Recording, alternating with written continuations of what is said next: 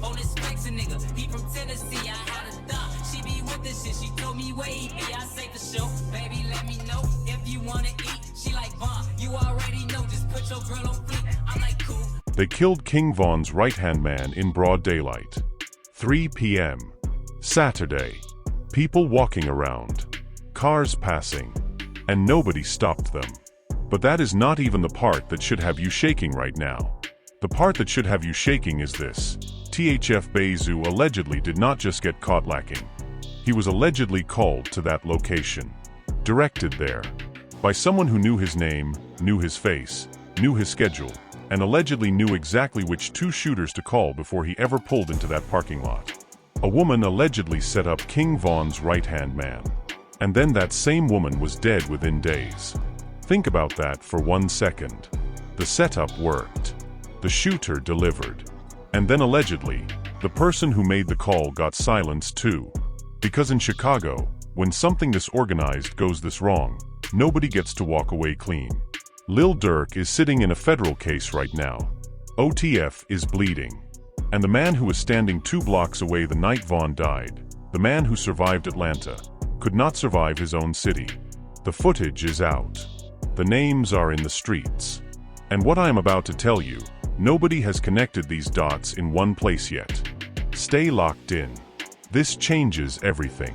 To understand what actually happened to THF Bayzoo on October 25, 2025, you cannot start with the parking lot. You have to start 5 years earlier. You have to start with Atlanta. Because the story of how Devonshaw Collier, 35 years old, OTF affiliate, one of the most respected names in Chicago drill, ended up ambushed in broad daylight in Little Village is not a story that begins in 2025. It begins on November 6, 2020, outside a hookah lounge in Atlanta, Georgia, when King Von was shot and killed at 26 years old. And THF Bayzoo was there. Not blocks away. Not hearing about it secondhand.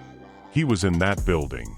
He was with Vaughn that night, a night, he would later say publicly, that they were not even supposed to be together.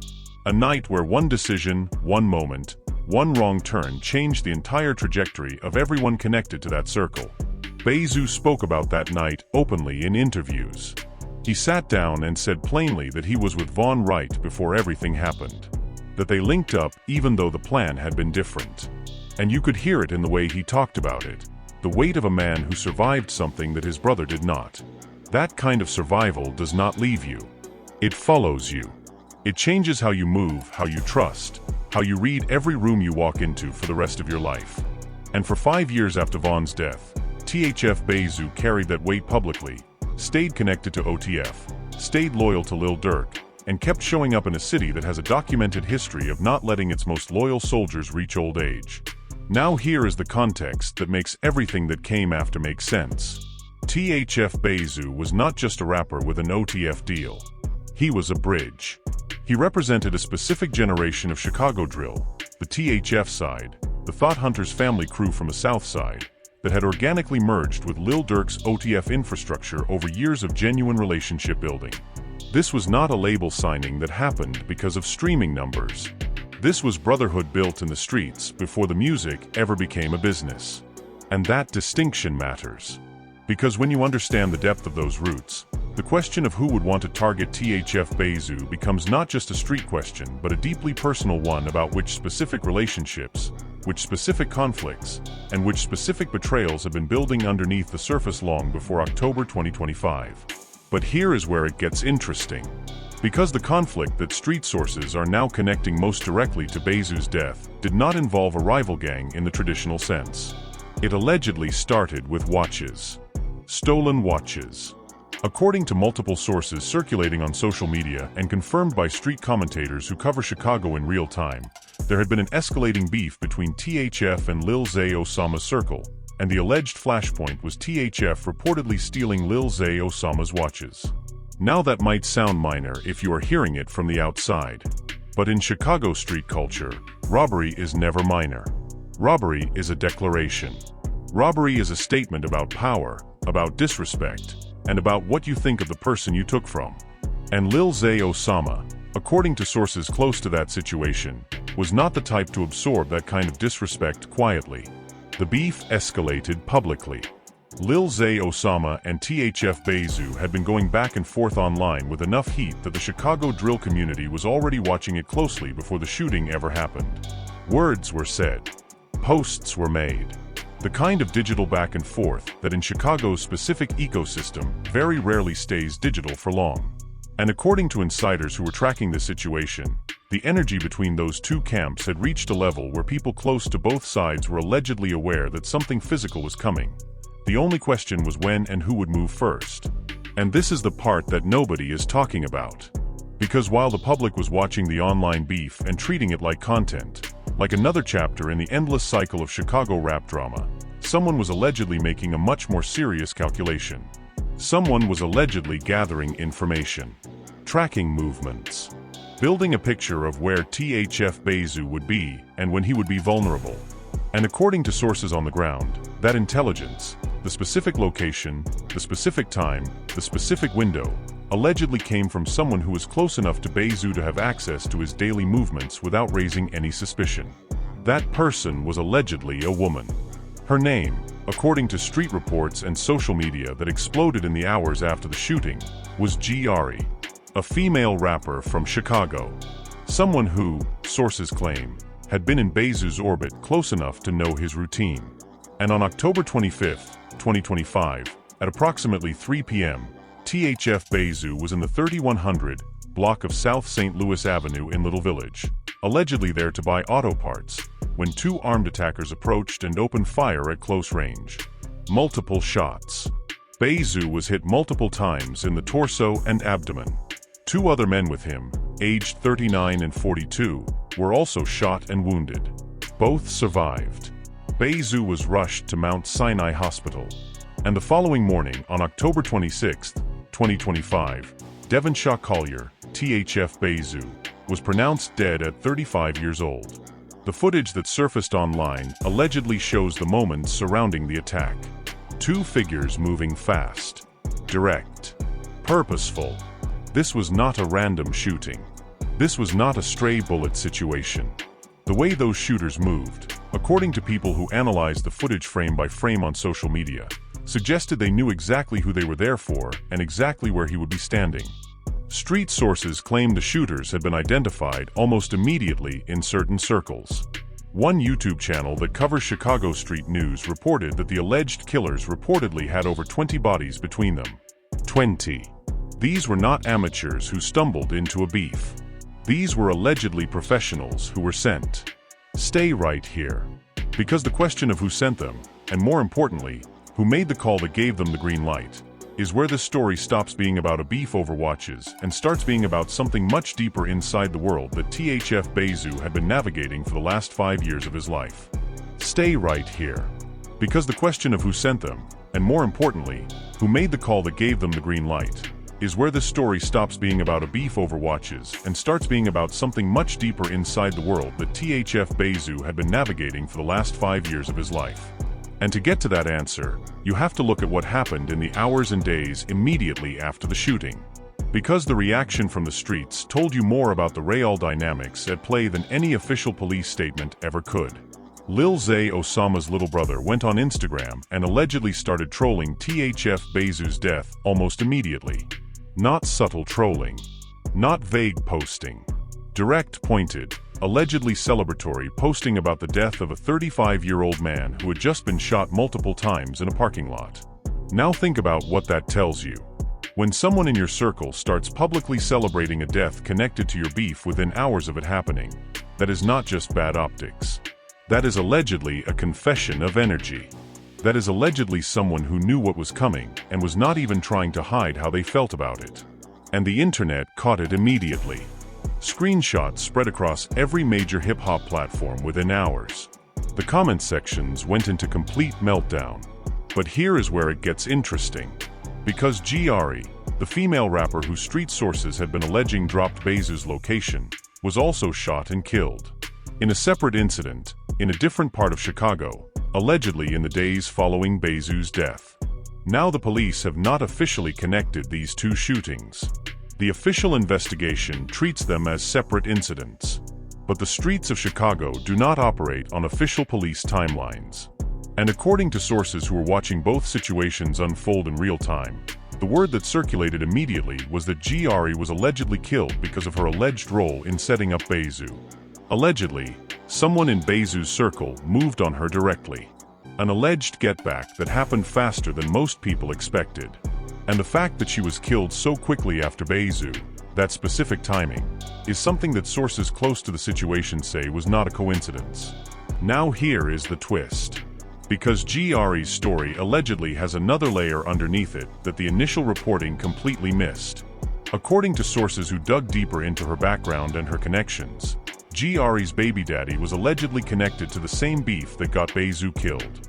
The suggestion being floated in certain circles is that Gri was not necessarily acting purely on loyalty to one side or the other, but was allegedly in the middle of a much more complicated personal situation where multiple pressures were allegedly pushing her toward making a decision that ultimately cost both her and Bayzoo their lives.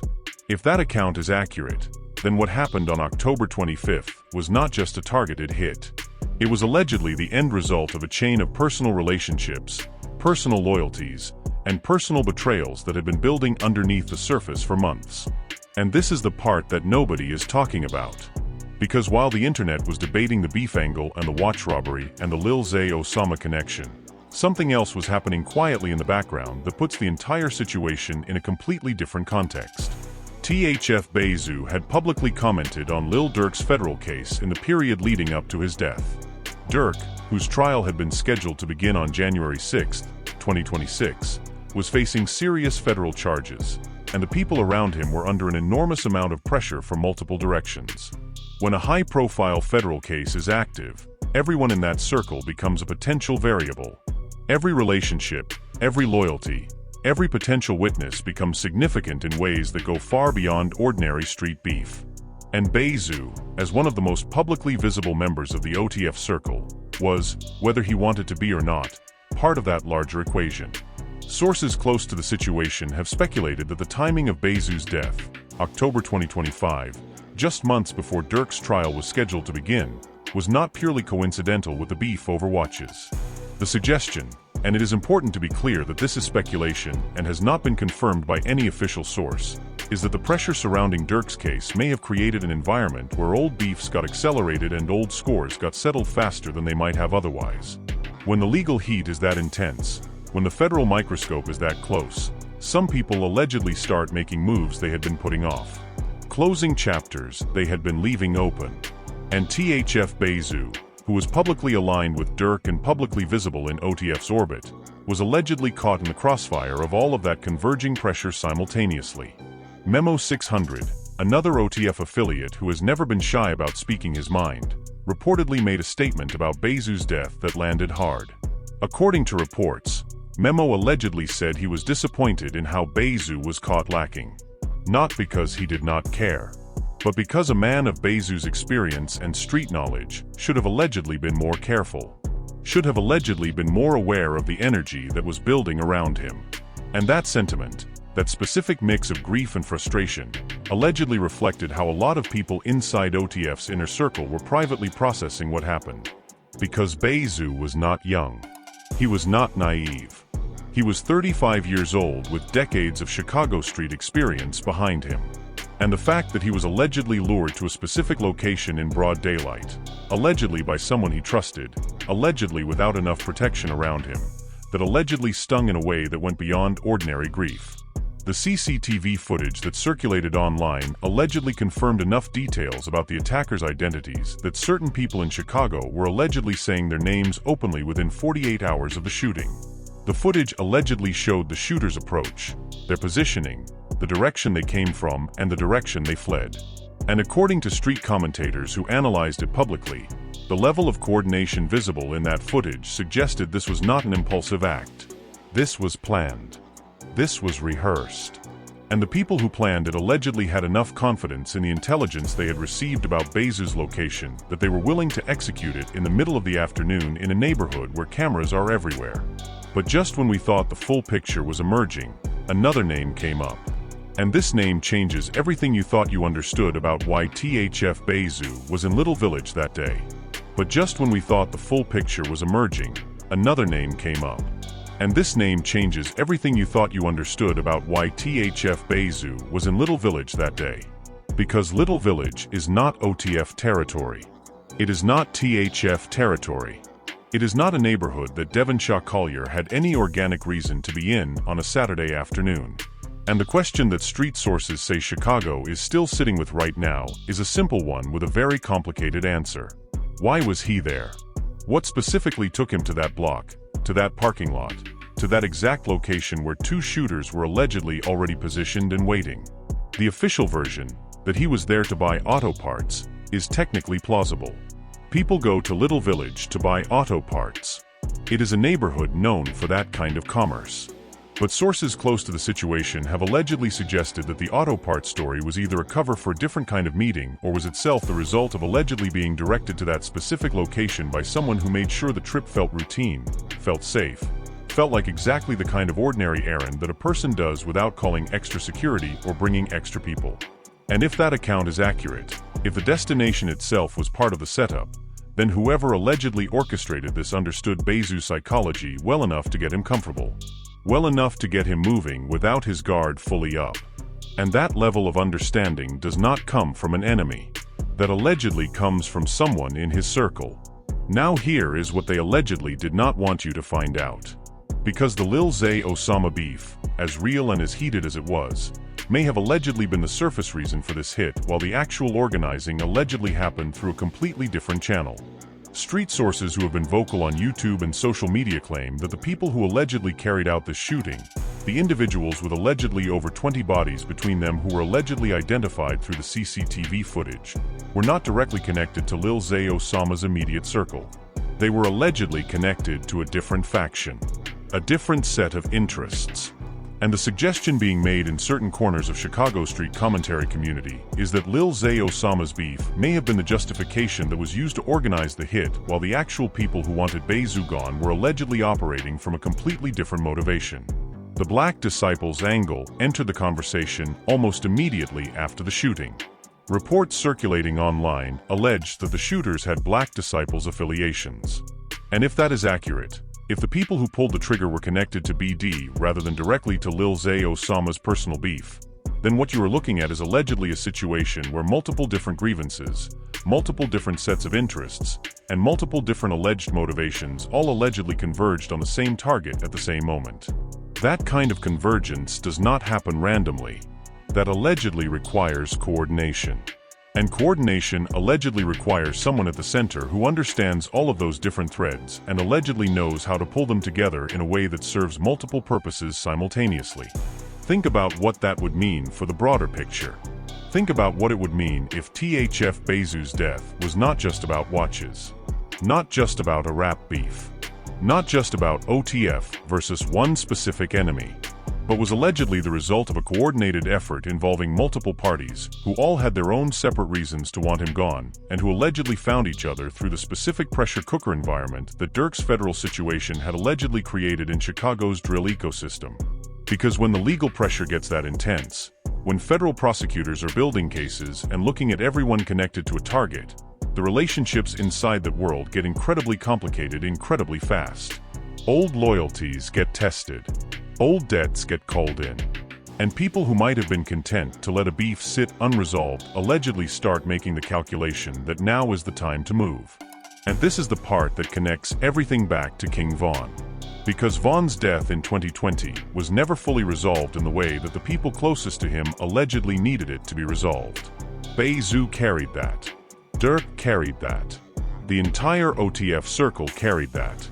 And the federal case that Lil Durk was facing in 2025 and 2026 was allegedly partly rooted in the chain of events that followed Von's death. The alleged retaliation, the alleged coordination, the alleged organized response to losing the person who was at the center of their world. So when you look at Bayzoo's death not as an isolated 2025 event, but as the latest chapter in a story that started on November 6, 2020 outside that Atlanta hookah lounge, the full picture allegedly becomes something much darker and much more painful than a beef over stolen jewelry. THF Bayzoo was allegedly the last living direct witness to the moments before King Von died. He was the man who was there, who survived, who carried the first-hand knowledge of that night. And sources close to the situation have speculated, And again, this is speculation that has not been confirmed, that his proximity to that specific history made him a person of interest to multiple parties for multiple different reasons that had nothing to do with watches or rap beefs on the surface, but allegedly had everything to do with the unresolved business that Von's death left behind. The shooters have allegedly been identified by the streets, even if not officially by the police. The CCTV footage is allegedly specific enough that people who know Chicago's faces know exactly who they are looking at. Arrests, as of the time this script was written, had not been made publicly. The investigation was ongoing. And OTF, a circle that has now lost King Von in 2020, D-Tang in 2021, and THF Bayzoo in 2025, with Lil Durk himself facing federal charges, is allegedly navigating a level of simultaneous pressure that sources close to the situation describe as unlike anything they have seen before in the history of that crew. Memo 600 said he was disappointed. Lil Zay Osama's brother trolled the death publicly. GRE was allegedly killed days later. The footage went viral. The names circulated. And Chicago went quiet in that specific way it goes quiet when everyone knows more than they are saying out loud. But the question that nobody has answered, the question that is going to keep this story alive long after the algorithm moves on to the next tragedy, is not who pulled the trigger. The streets allegedly already know that. The question is who made the call, who sat down and decided that October 25th, 2025, was the day, who allegedly reached out to the people with 20 bodies and allegedly said it is time. And whether that call came from inside OTF's world or from somewhere completely outside it, that answer, if it ever surfaces, allegedly changes everything about how we understand the last 5 years of this entire story. So here is where we are right now. THF Bayzoo is gone. GRE is gone. The shooters are allegedly identified by the streets, but not officially arrested. Lil Zay Osama's circle is allegedly celebrating while OTF is allegedly grieving and regrouping. And somewhere in Chicago right now, allegedly, the people who organized this are watching to see what the response looks like. But the questions that keep this story from being over are the ones that have no answers yet. Will the alleged organizers of this hit ever face any official consequence? Or does this become another Chicago case where the streets know everything and the courts know nothing? What happens inside OTF now that Durk's trial is approaching and the circle has lost another soldier at the worst possible moment? And perhaps the question that nobody is asking loudly enough, was THF Bayzoo carrying information about King Von's death that made him dangerous to people beyond just the ones who had a beef with him over jewelry? This story is still unfolding. The arrests have not happened. The trial has not concluded. And the full truth of what happened in that little village parking lot on October 25th, 2025, is allegedly still being pieced together by people who are doing it very carefully and very quietly. If this story hit you the way it hit me, if you feel like the mainstream media is not giving Bayzoo the coverage the situation deserves, then hit that like button right now. Not for the algorithm. Because likes are what tell YouTube that this story matters enough to push to people who need to hear it. Subscribe. Because when the next piece of this breaks, you need to already be here. And drop your answer in the comments right now. Do you believe THF Bayzoo was set up from inside his own circle? Or did the beef with Lil Zay Osama tell the whole story? Because somewhere right now, someone who knows the full answer is deciding whether they are ever going to say it out loud.